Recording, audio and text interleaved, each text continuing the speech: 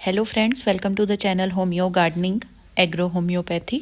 आज के वीडियो में हम डिस्कस करेंगे धनिया की फसल में होने वाले लोंगिया रोग के बारे में या स्टेम गोल डिजीज़ के बारे में कि होम्योपैथिक दवाई से उसको कैसे कंट्रोल किया जा सकता है।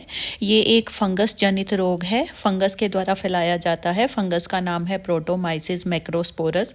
जब मिट्टी में बहुत ज़्यादा नमी होती है, बेमौसम बारिश हो जाती है या हम ज़्यादा ड्रेंचिंग कर देते हैं धनिए के खेत में, तो ज़्यादा नमी की वजह से ये जो फंगस है पनपती है।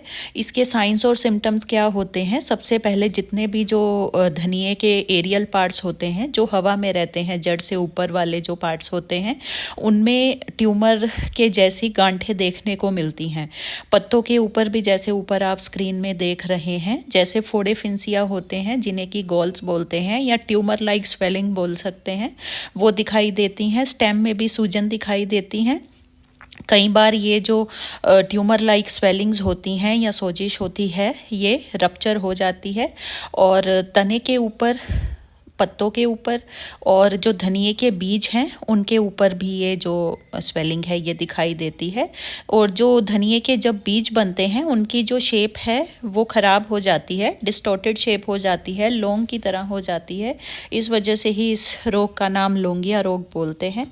अब बात करेंगे होम्योपैथिक में इसका कैसे नियंत्रण किया जाए। तो होम्योपैथी में जो दवाई यूज़ होगी उसका नाम है थ्यूजाओसिड डेंटैलिस।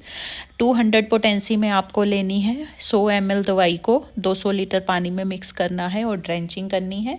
4-4 दिन के गैप पे आप 4 एप्लीकेशंस कर सकते हैं।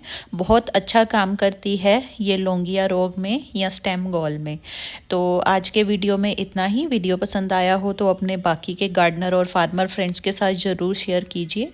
चैनल को सब्सक्राइब करके बेल नोटिफिकेशन आइकन ज़रूर प्रेस कीजिए ताकि नए वीडियोस की नोटिफिकेशन आप लोगों तक पहुंचती रहे। आज के वीडियो में इतना ही। Thanks for watching.